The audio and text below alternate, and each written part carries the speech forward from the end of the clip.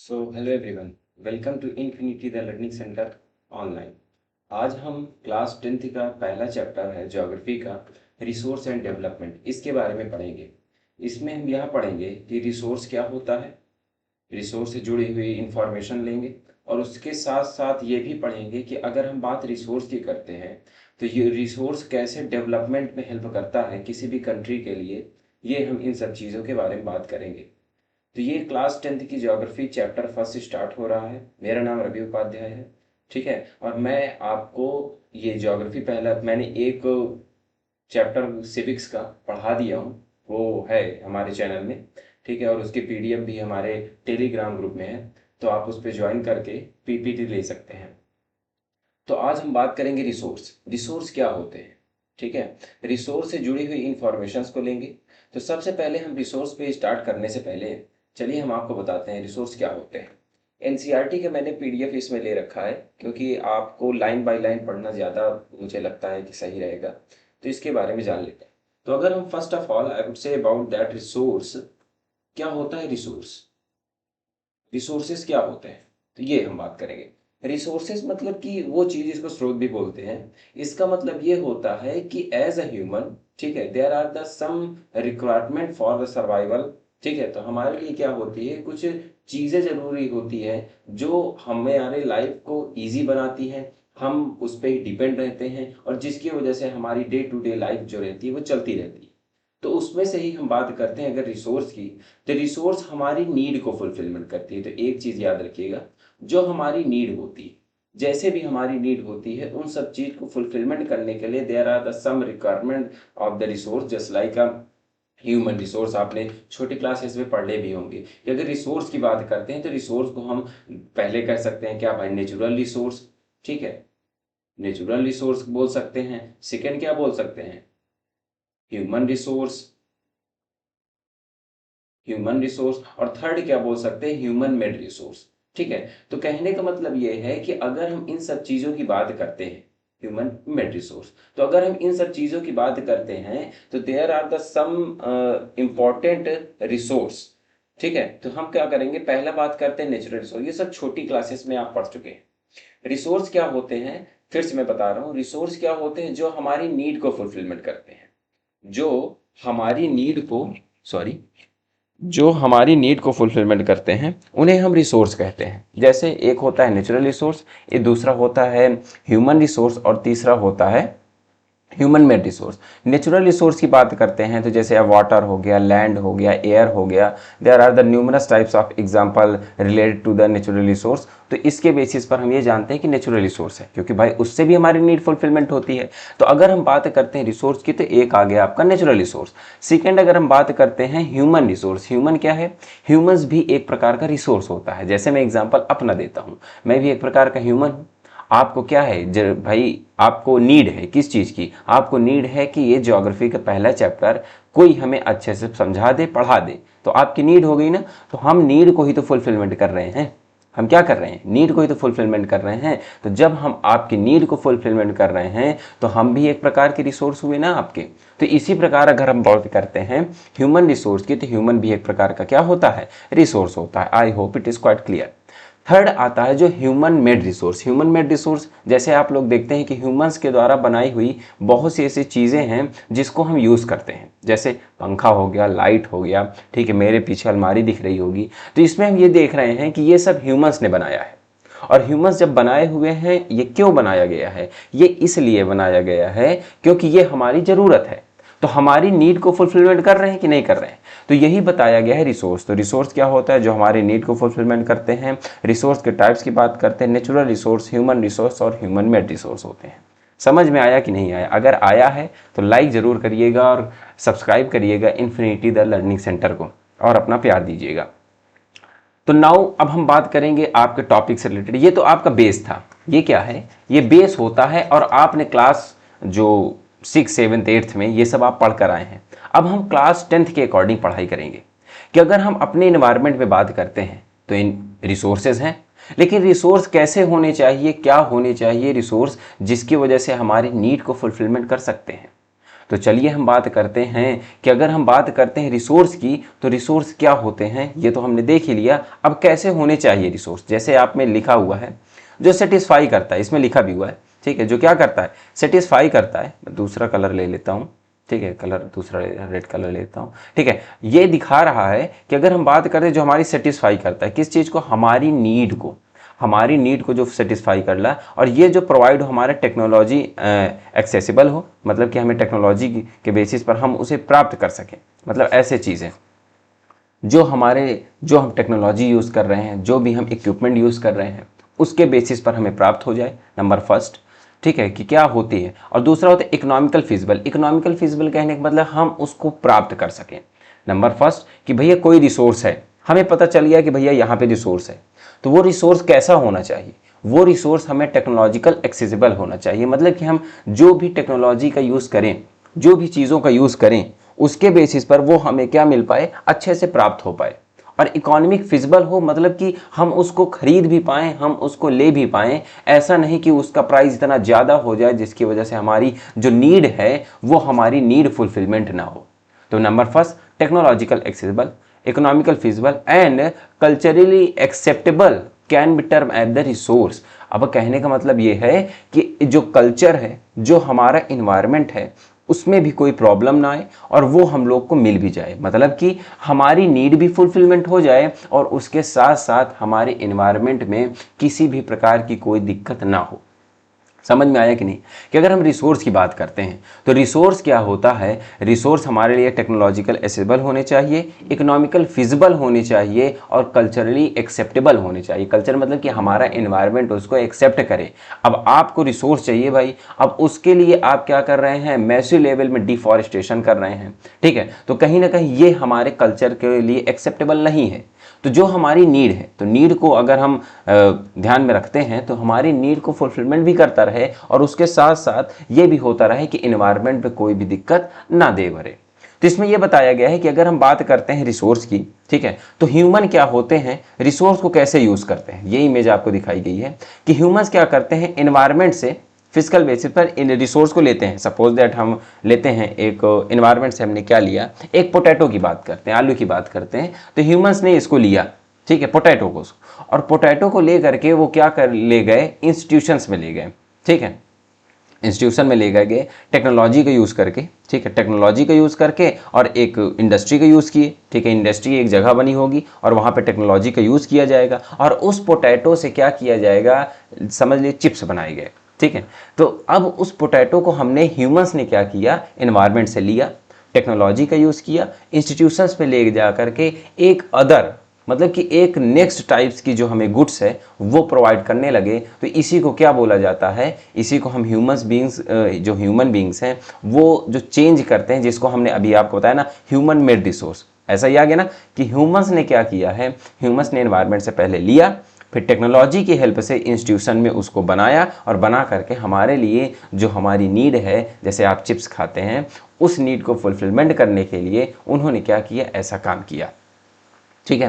तो वही सब यहाँ पे लिखा है, the process of the transformation things available environment in mass of the technology. ये सब चीज़ यहाँ पे मैंने अभी बताया कि ह्यूमंस ने क्या किया, इन्वायरमेंट से लिया, इन्वायरमेंट से लेने के बाद क्या किया गया, उसको टेक्नोलॉजी के थ्रू इंस्टीट्यूशंस में ले गए, इंस्टीट्यूशंस में ले जाने के बाद एक अदर फॉर्म ऑफ मटेरियल हमें प्रोवाइड कराया और वो अदर फॉर्म ऑफ मटेरियल जो होता है उसको हम यूज़ किए और यूज़ करने के बाद हमने क्या किया, उसको आगे बढ़ाया।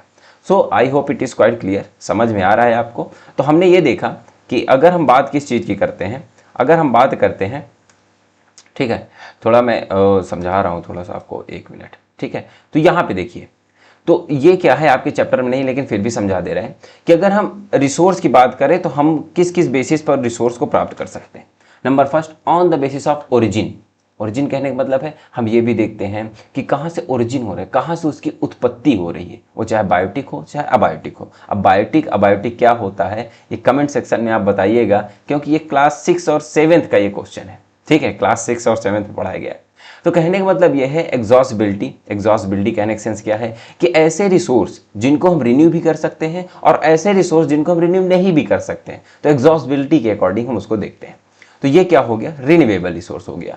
On the basis of ownership, ownership मतलब मालिकाना हक, मतलब कि ये देखा जाता है कि जो रिसोर्स का यूज़ किया जाता है, जो इंडस्ट्री में बनाए जाते हैं, वो ये भी देखा गया कि एक इंडिविजुअल हो सकता है, कम्युनिटी भी हो सकता है, नेशनल और इंटरनेशनल लेवल पे भी हम देख सकते हैं। तो आपको समझ में आ रहा है? नहीं समझ में आ रहा है तो मैं आपको ऊपर से भी बता रहा हूँ। कह रहा है कि do you think there are the free gift of the nature assume by the many, there are not, resource are the functions human activity. जैसे हमने बात किया कि रिसोर्स, अगर हम बात करते हैं कि जो रिसोर्स होता है वो रिसोर्स हमारे लिए फ्री गिफ्ट ऑफ नेचर है, नहीं, गिव नेचर ने तो दिया है उसे हमें, लेकिन हमारी जो रिसोर्स है उस पर जो होल्ड करते हैं वो कुछ बेसिस पर हम करते हैं, और ये क्या है, that is the very essential component of the resource, और वो हमारे लिए रिसोर्स बहुत ही ज़रूरी होते हैं ह्यूमंस के बीइंग्स के लिए। ठीक है, थोड़ा सा यहाँ हो गया। देखिए, आप जब मैं ये चैप्टर स्टार्ट कर रहा हूँ तो आप बुक अपने सामने लेकर बैठिएगा और उस बुक से आप लोग पढ़ते जाएंगे, तो that will more than sufficient for you. ठीक है, तो हमने ये देखा कि कह रहे हैं कि they transform the material available of the environment into resource are use for them and resource can be classify following. इस कहने का मतलब ये है कि अगर हम रिसोर्स पाते हैं, हमने रिसोर्स यहाँ पे लिया, अब भैया उस रिसोर्स को हम जब दूसरे मटेरियल में ट्रांसफॉर्म करते हैं, उस मटेरियल्स को, जैसे यहाँ पे लिखा हुआ है कि हम दूसरे मटेरियल्स में क्या करते हैं, उसको ट्रांसफॉर्म करके एक अदर फॉर्म ऑफ मटेरियल बनाए थे। जैसे मैंने आपको चिप्स का एग्जाम्पल दिया था, तो अब उस चिप्स को चेंज करने के लिए कुछ क्लासिफिकेशंस दिए गए हैं कि रिसोर्स को चेंज किया जा सकता है कुछ प्लेटफॉर्म के द्वारा। वैसा जैसे मैंने ओरिजिन के बेसिस पर बताया, एग्जॉस्टिबिलिटी बताया, ओनरशिप में बताया। अब हम बता रहे हैं ओनरशिप मतलब कि मालिकाना। आप लोग देखते होंगे कि कोई इंडस्ट्री है, एग्जाम्पल मैं दे रहा हूँ, कोई अगर इंडस्ट्री है, ठीक है, कोई इंडस्ट्री है, उस इंडस्ट्री पे होल्ड, नंबर फर्स्ट आप खुद की भी बना सकते हैं, तो वो क्या हो गया, इंडिविजुअल। आप खुद की भी इंडस्ट्री बना सकते हैं, बिल्कुल बना सकते हैं, और बनाएंगे एक दिन, देखिएगा जरूर।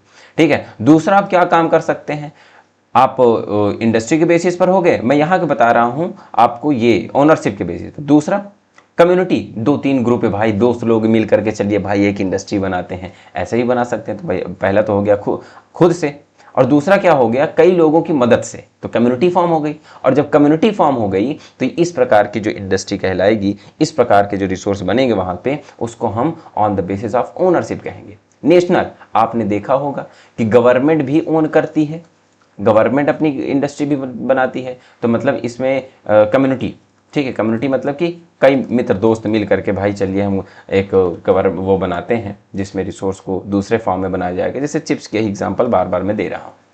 तो अब और क्या होता है, एक इंटरनेशनल लेवल पे भी हो सकता है, बिल्कुल हो सकता है भाई। सपोज दैट भाई यहाँ पे जो इंटरनेशनल है, इंटरनेशनल बेसिस पर यहाँ पे क्या किया कि यूएसए की लोग आए और यूएसए ने यहाँ पे अपनी इंडस्ट्री बना ली, हो सकता है। तो कहने का मतलब ये है कि अगर हम बात करते हैं किस प्रकार के रिसोर्स की बात करते हैं, तो रिसोर्स वो होते हैं जो हमारी नीड को फुलफिलमेंट करते हैं, और रिसोर्स वो होते हैं जो क्या करते हैं, हम क्लासीफाई करते हैं ह्यूमन बींग्स के थिंकिंग से और टेक्नोलॉजी से और इंस्टीट्यूशन से, हम उसको यूज़ करके एक अदर फॉर्म में यूज़ करते हैं। As I told you there are the some features regarding this.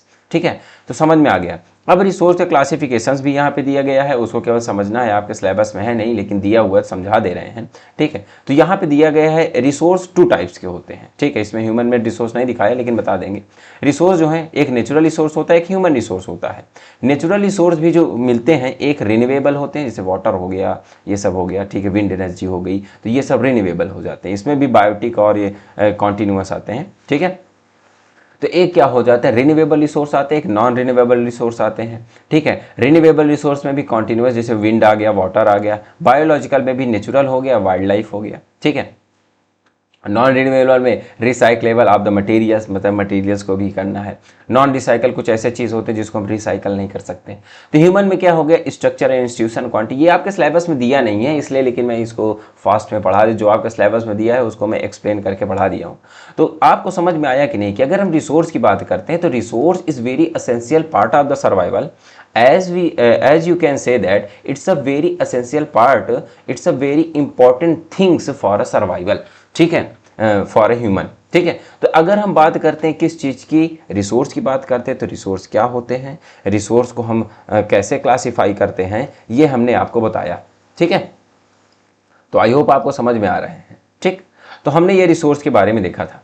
तो अगर हम बात करते हैं रिसोर्स की, तो आपको समझ में आ गया कि नहीं रिसोर्स क्या होते हैं, ठीक है, वो होते हैं जो नीड को फुलफिलमेंट करते हैं। अब आगे बढ़ते हैं, तो आगे बढ़ने से पहले हम देख लेते हैं रिसोर्स एंड डेवलपमेंट, ठीक है। बहुत से लोग ये बात करते हैं कि सॉरी बहुत से लोग ये सोचते हैं कि अरे रिसोर्स तो नेचर का दिया हुआ है, हम लोग उसको यूज़ करते हैं, हम लोग उसको चलिए जिस टाइप से हम यूज़ करना चाहें उसको करते हैं, लेकिन नहीं, इट्स अ वेरी एसेंशियल है, ठीक है, एज आई टोल्ड यू, ठीक है। तो उसमें हमने ये देखा कि रिसोर्स इज अ, अगर हम डेवलपमेंट और रिसोर्स, अब हम डेवलपमेंट को और रिसोर्स से कनेक्ट कर रहे हैं। अभी तक हमने पढ़ा कि रिसोर्स क्या होता है, अब हम ये पढ़ेंगे कि अगर डेवलपमेंट में बात करते हैं तो डेवलपमेंट में भी रिसोर्स का बहुत मेन रोल इंप्लीमेंट होता है। तो कह रहे resource are the vital for the human survival as well as for the maintaining the quality of a life. क्या बढ़िया लाइन लिखी है एनसीईआरटी ने। और एक बात याद रखिएगा, एनसीईआरटी की जो किताब होती है ये बहुत ही इंपॉर्टेंट होती है आपके स्टडी के लिए, आपके कंपटीशंस के लिए, ठीक है।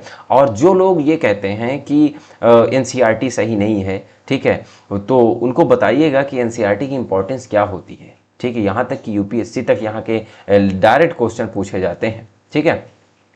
तो हमने ये देखा कि अगर रिसोर्स क्या है, ये हमारी लाइफ को मेंटेन करने के लिए, हमारी लाइफ को अच्छे से चलाने के लिए, कि क्वालिटी ऑफ लाइफ जो इंप्रूव हो सके उसके लिए हमारे लिए रिसोर्स बहुत इंपॉर्टेंट होता है।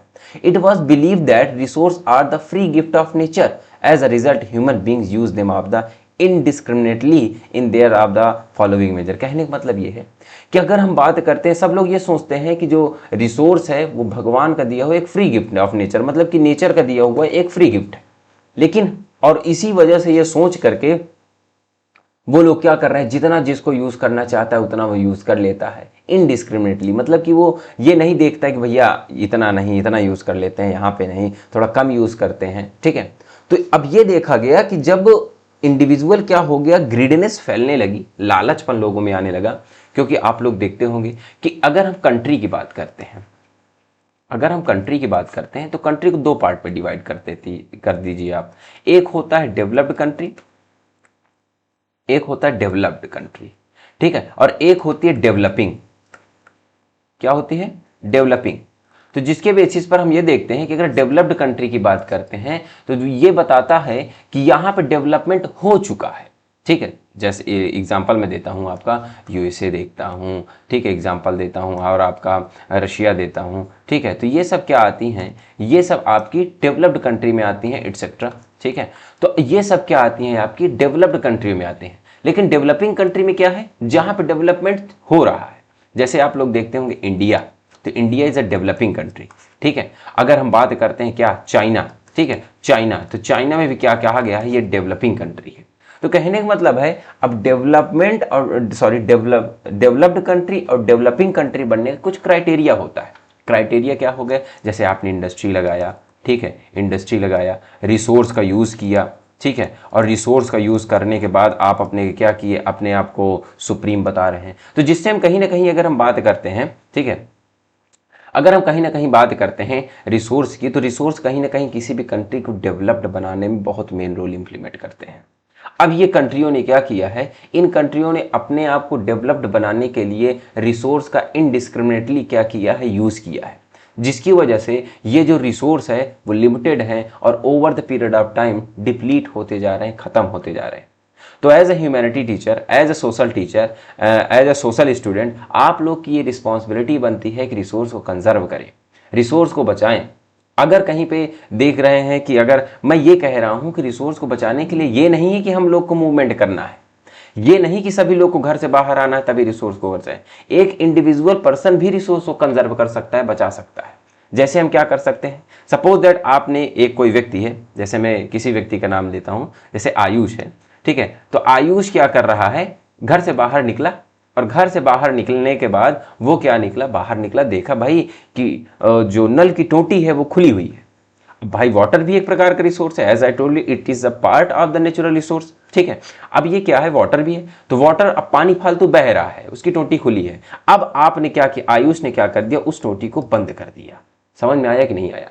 तो ये कहीं ना कहीं दिखाता है कि you are aware from this, ठीक है, you are very sorry, you know very well about the importance of the resource, ठीक है, और क्या इसका इंपॉर्टेंस हमारी लाइफ में। तो कहने का मतलब ये है कि मैं आपको समझा रहा हूँ कि रिसोर्स बहुत ही ज़्यादा इंपॉर्टेंट है। अब over the period of time यहाँ पे कुछ फीचर्स बताया है कि यहाँ पे लोग क्या कर रहे हैं, मिसयूज करते जा रहे हैं। जैसे क्या है, depleting of the resource for the certified grading of the few individual. Few मतलब कि कुछ लोग ऐसे लालची हो गए हैं, ठीक है, वो सोच रहे हैं कि कितना रिसोर्स हम ले लें। अब आप लोग ये देखते होंगे अफ्रीका कॉन्टिनेंट में, अफ्रीका कॉन्टिनेंट में ये देखते होंगे कि जितने भी डेवलप्ड कंट्रियां हैं सब सोचती हैं हमें अफ्रीका कॉन्टिनेंट पे अपना एम्बेसी बनाएं, अपना वहाँ पे क्या बनाएं, रिसोर्स यूज़ करने का एरिया बनाएं। तो कहने का मतलब क्यों बनाते, क्योंकि वहाँ पे रिसोर्स है, लेकिन ना ही उनके पास टेक्नोलॉजी है, ना ही उनके पास अवेयरनेस है, और ना ही उनको नॉलेज है कि उनको पता कर सकें कि भाई इसी को कैसे यूज़ किया जाता है।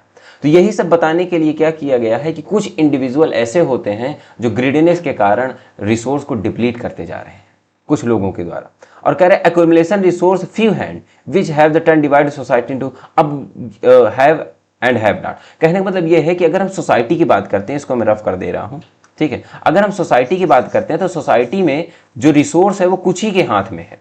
कुछ ही के हाथ में कहने के सेंस क्या है कि कुछ के हाथ में रिसोर्स है, कुछ के हाथ में रिसोर्स नहीं है, ठीक है। तो इसमें हम ये देखते हैं कि रिसोर्स की अगर हम बात करते हैं तो रिसोर्स कुछ लोगों के पास है, तो यहाँ पे सोसाइटी को दो पार्ट में डिवाइड करता है, एक करता है हैव और एक करता है हैव नॉट, ठीक है। एक करता हैव जिनके पास रिसोर्स है, जिसके पास हैव नॉट जिसके पास रिसोर्स नहीं है। तो कहीं ना कहीं ये शो करा रहा है कि रिसोर्स को दो पार्ट में डिवाइड किया गया। कुछ लोग यूज़ कर रहे हैं, जिनके पास है वो यूज़ कर ले रहा है क्योंकि भाई उनके पास टेक्नोलॉजी है, और कुछ लोग ऐसे हैं जो यूज़ नहीं कर पा रहे हैं। तो कहीं ना कहीं हम अगर बात करते हैं रिसोर्स को, तो रिसोर्स जो कुछ ही लोगों के हाथ में है, जिसकी वजह से सोसाइटी को दो पार्ट में डिवाइड कर देता है। एक होता है हैव, एक होता है हैव नॉट। जिसके पास है वो यूज़ कर रहा है, जिसके पास नहीं वो बेचारा बैठा हुआ है। और जिसकी वजह से ये सोसाइटी है वो दो पार्ट में डिवाइड हो जाती है। एक हो जाती है richer section of the society, एक रिच होते हैं और एक पुअर हो जाते हैं। तो जिसकी वजह से हम ये देखते हैं कि सोसाइटी दो पार्ट में सेग्रीगेट होती जा रही है, और इसी वजह से तो डिस्क्रिमिनेशन बढ़ता है कि हमारे पास तो है भाई, हम तो यूज़ कर रहे हैं, हम डेवलप्ड हैं, ठीक है। तो इन्हीं सब चीजों को देखते हुए एक पॉइंट और देखते हैं, कह रहा indiscriminate the exploitation of the resource had to lead up the global ecological crisis such as the global warming, ozone layer, depleting environment, pollution and land degradation.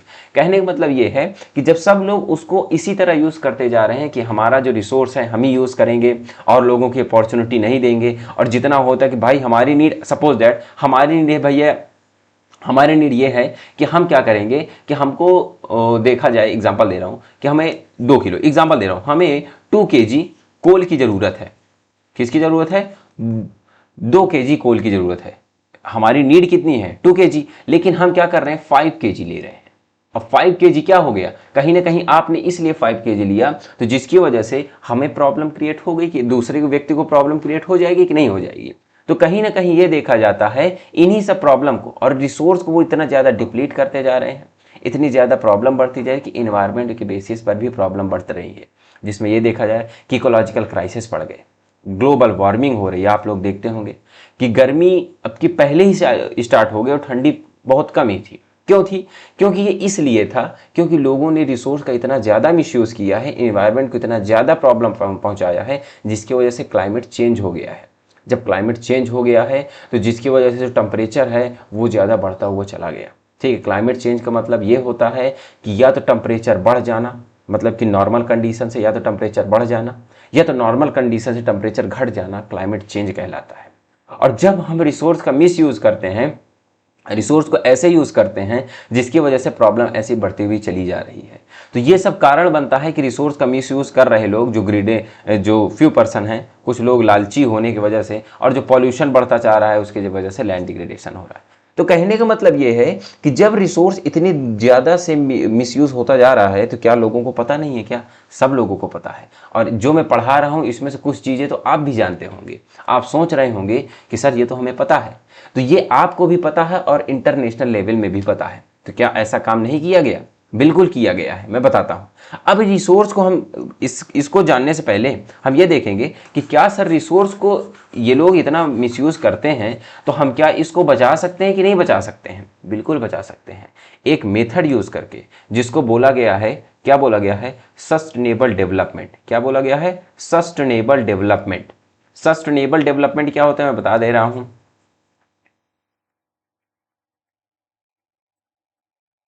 Sustainable development अब क्या होता है?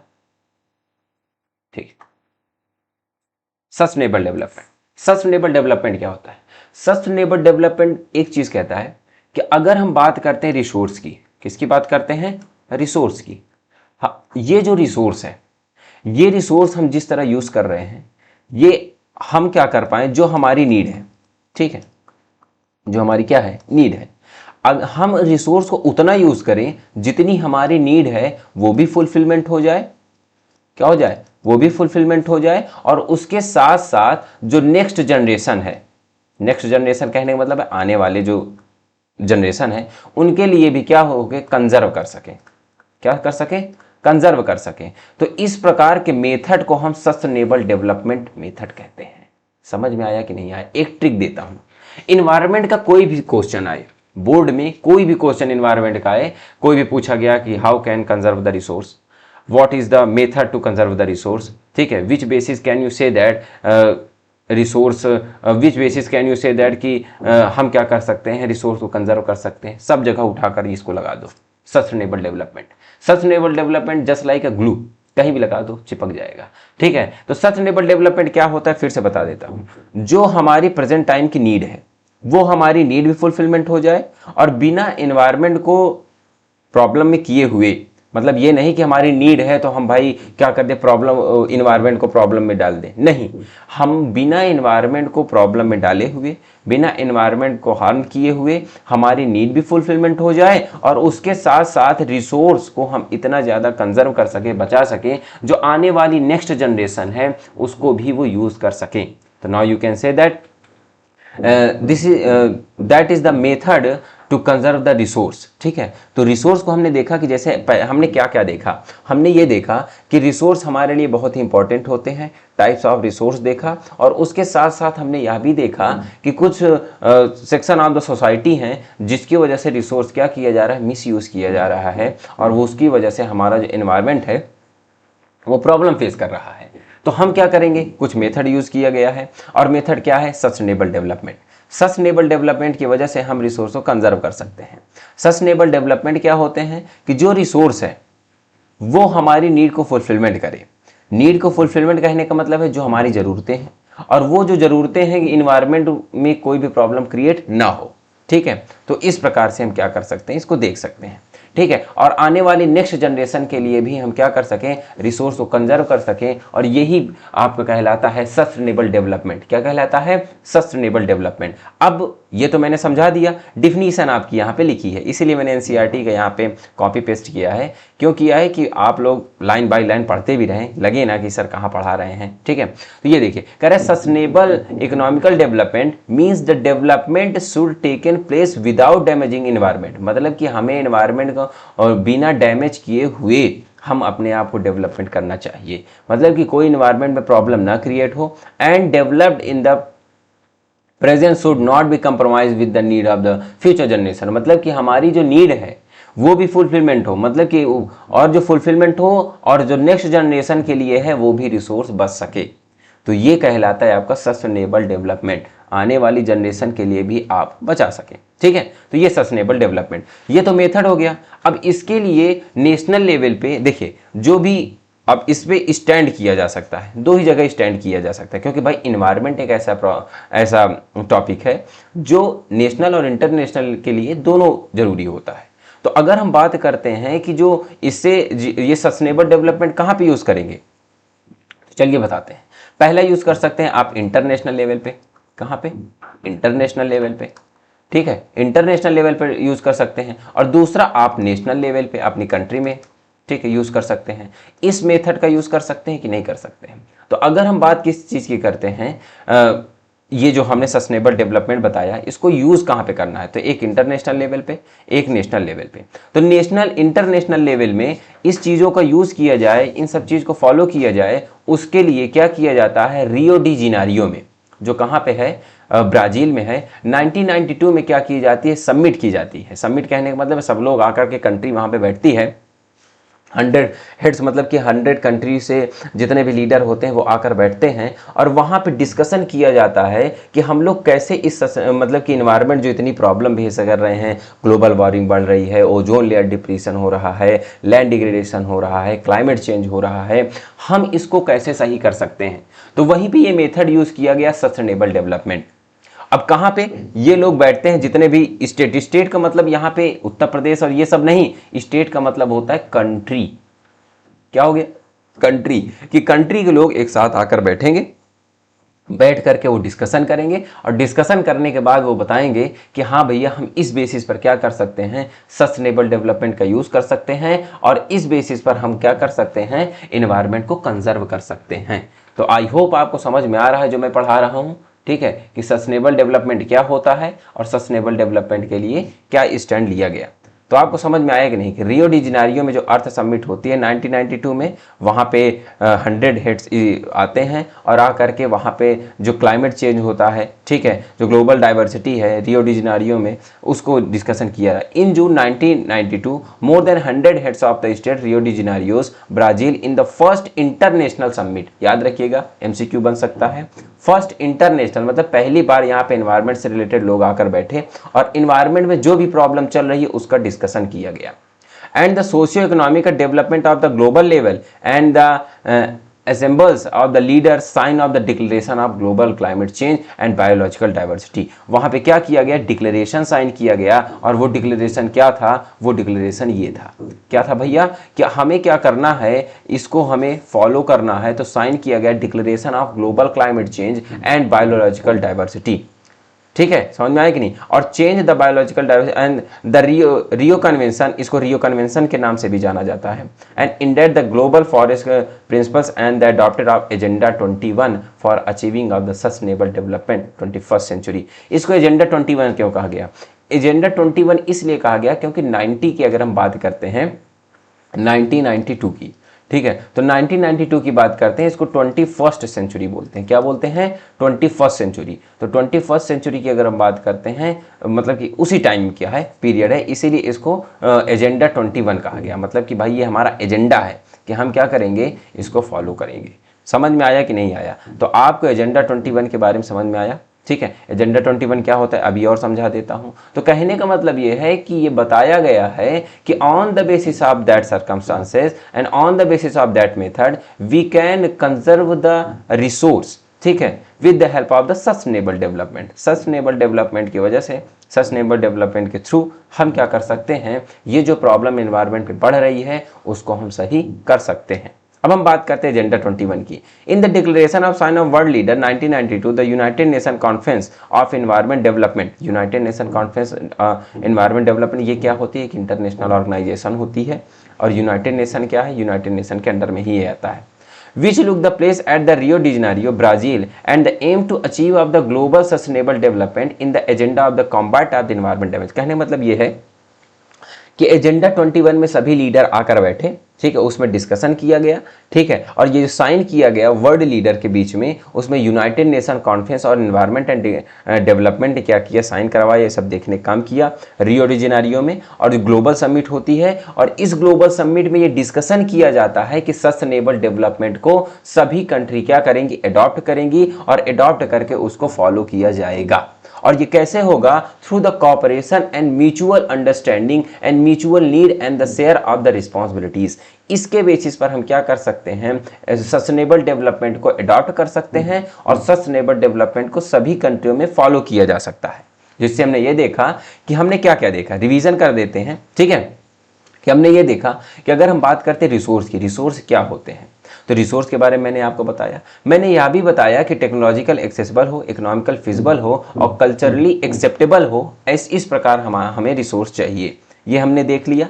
फिर हमने यह भी देखा कि अगर हम बात रिसोर्स की करते हैं तो resource is very essential part of the survival, as you can say that it's a very essential part of the country, ठीक है। तो now you can say that कि अगर हम बात करते हैं किस चीज़ की, अगर हम बात करते हैं रिसोर्स की, तो हमारे लिए बहुत ज़्यादा इंपॉर्टेंट है। तो अब हम फिर हमने नेक्स्ट टॉपिक में ये देखे कि डेवलपमेंट ऑफ रिसोर्स में क्या होता है। डेवलपमेंट ऑफ रिसोर्स में हम ये देखते हैं कि रिसोर्स को जो हम यूज़ करते हैं ये हमारे डेवलपमेंट में भी बहुत कंट्रीब्यूशन करता है। कंट्रीब्यूशन कैसे करता है, मैंने 2 कंट्रियों का एग्जांपल लिया। पहला कंट्री बताया डेवलप्ड कंट्री और सेकंड बताया आपको डेवलपिंग कंट्री। डेवलप्ड कंट्री वो कंट्री होती है जहां पे डेवलपमेंट हो चुका है, डेवलपिंग कंट्री वो कंट्री होती है जहां पे डेवलपमेंट हो रहा है। समझ में आ रहा है कि नहीं? और डेवलपमेंट कैसे होगा, जब आप रिसोर्स का यूज करेंगे, इंडस्ट्री लगाएंगे, मार्केट लेवल पे जाएंगे और इन सब चीज को करने के लिए आप एनवायरनमेंट को डैमेज करते हैं। ठीक है, तो जिसकी वजह से कुछ पर्सन ऐसे होते हैं जिनकी लालच की वजह से एनवायरनमेंट हमारा डिग्रेड होता जा रहा है, खत्म होता जा रहा है, प्रॉब्लम फेस करता जा रहा है, जिसकी वजह से सोसाइटी 2 पार्ट में डिवाइड हो जाती है, जिसमें होता है जिसके पास है रिसोर्स है वो यूज कर लेता है, जिसके पास नहीं वो बेचारा नहीं यूज कर पाता। और सोसाइटी 2 पार्ट में सेग्रीगेट हो जाती है, पहला रिच सेक्शन और दूसरा पुअर सेक्शन। तो ये सब प्रॉब्लम फेस करते हैं। और ये सब जब ऐसी सर्कमस्टांसेस डिवाइड हो जाती हैं, ऐसी प्रॉब्लम आ जाती हैं, तो ये देखा जाता है कि हमारे एनवायरनमेंट में बहुत सी प्रॉब्लम फेस करने को मिलती है। एनवायरनमेंट में क्या है, ग्लोबल वार्मिंग मिलती है, ग्लोबल क्राइसिस आ जाते हैं, ओजोन लेयर डिप्लीट होता जा रहा है। ओजोन क्या होती है, जो हमारे अल्ट्रा वायलेट रेज रहती है सन से जो आती है, वो डायरेक्ट अर्थ पे ना गिर पाए, जिसकी वजह से हमारे स्किन कैंसर हो जाती है। ठीक है, बहुत सी प्रॉब्लम्स आ जाती है। तो उसको बचाने के लिए अल्ट्रा वायलेट जो रेज रहती है उसको बचाने के लिए ओजोन लेयर बहुत ही इंपॉर्टेंट होती है। और ओजोन लेयर अगर डिप्लीट हो गई, खत्म हो गई, लेयर हट हो गई, तो जो सनरेज रहेगी वो डायरेक्ट अर्थ पर आकर गिरेगी और जिसकी वजह से स्किन कैंसर हो जाएगा। बहुत सी जो फ्लोरा और फौना है उन पे बहुत ही इफेक्ट पड़ेगा। तो जिसकी वजह से हमने ये देखा कि ये जो प्रॉब्लम फेस करती जा रही। अब इन सब चीज को करने के लिए लोगों ने क्या किया, जब हमारे लिए इतना इंपॉर्टेंट हो गया है तो उसके लिए उन्होंने क्या किया, सस्टेनेबल डेवलपमेंट का यूज किया कि हम इन सब चीज को रोक सकते हैं। किसकी वजह से, sustainable development method. Sustainable development method क्या कहता है कि जो हमारी प्रेजेंट नीड है वो भी फुलफिलमेंट हो जाए बिना एनवायरनमेंट को डैमेज किए हुए, और जो रिसोर्स का हम यूज करें, क्योंकि नीड फुलफिलमेंट रिसोर्स से ही होगी, जो रिसोर्स का हम यूज करें वो आने वाली नेक्स्ट जनरेशन के लिए भी क्या हो, फुलफिलमेंट रहे, नेक्स्ट जनरेशन के लिए भी बचे। और इसलिए हम क्या करेंगे, सस्टेनेबल डेवलपमेंट को यूज करेंगे। तो इसी सस्टेनेबल डेवलपमेंट को बात की जाती है। पहला जो अर्थ समिट होता है, जो कहाँ पे होता है, रियो डी जेनेरियो, जो कहाँ पे है, ब्राजील में है। ठीक है, ब्राजील की अगर हम बात करते हैं, मैप मेरे सामने लगा हुआ है, ठीक है, साउथ अमेरिका कॉन्टिनेंट पे है। ठीक है, तो ये बताने का काम करता है कि अगर हम बात करते हैं किस चीज़ की, अगर हम बात करते हैं रियो डी जेनेरियो में, तो वहाँ पे एजेंडा 21 डिक्लेयर किया जाता है। वो सब देखने का काम कौन करता है, वर्ल्ड लीडर 1992 में साइन करते हैं, 100 हेड्स रहते हैं। ठीक है, United nation conference of environment and development इसको साइन कराते हैं। और इसमें सब लोग को ये बताया जाता है कि सस्टेनेबल डेवलपमेंट तभी फॉलो हो सकता है जब हम एक दूसरे की रिस्पॉन्सिबिलिटी को समझेंगे, रिस्पॉन्सिबिलिटी को शेयर करेंगे, एक दूसरे से कॉपरेशन करेंगे, एक दूसरे की हेल्प करेंगे एनवायरनमेंट को कंजर्व करने में। तो इस वजह से ये देखा गया कि हम कहीं ना कहीं रिसोर्स को अच्छे से कंजर्व कर सकते हैं। अगर आपको ये समझ में, आज हम यहीं तक पढ़ाएंगे। ठीक है, रिसोर्स और प्लानिंग जो होती है उसको हम नेक्स्ट वीडियो में पढ़ाएंगे। ठीक है, क्योंकि मेरी क्लास है अभी। ठीक है, तो अब हम नेक्स्ट वीडियो में डिस्कशन करेंगे यहाँ से। तो आई होप आपको जो समझाया गया है वो समझ में आया है। अगर समझ में आया है तो लाइक करें, सब्सक्राइब करें और अपने फ्रेंड के साथ ये वीडियो शेयर करें। ठीक है, कि ये जो क्या है, ज्योग्राफी चैप्टर फर्स्ट है, ये आपको हेल्प करेगी बोर्ड एग्जाम में। ठीक है, तो आज के लिए बस इतना ही। थैंक यू सो मच, और लाइक करें, सब्सक्राइब करें, और अब हम नेक्स्ट वीडियो में मिलेंगे। तब तक के लिए जय हिंद।